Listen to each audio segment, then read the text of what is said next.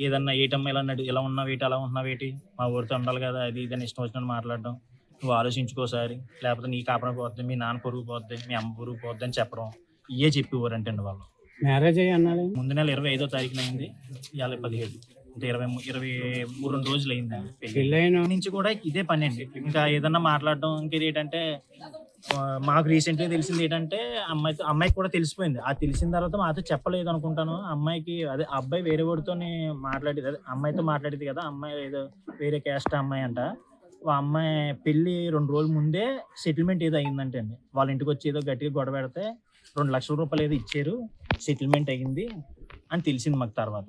అది కూడా మాకు తెలిసింది గానీ మేము తర్వాత మాట్లాడదాం, అబ్బాయితో పిలిచి అలా మాట్లాడదాం, ఏటి ఇలా చేత్తన్నాడు ఏంటి అని అనుకునేలోపు ఈ పిల్లకి కూడా తెలిసి అలాగా తనే తాను అలా ఉండిపోయి దిగులుగానే అలా చేసుకుంది.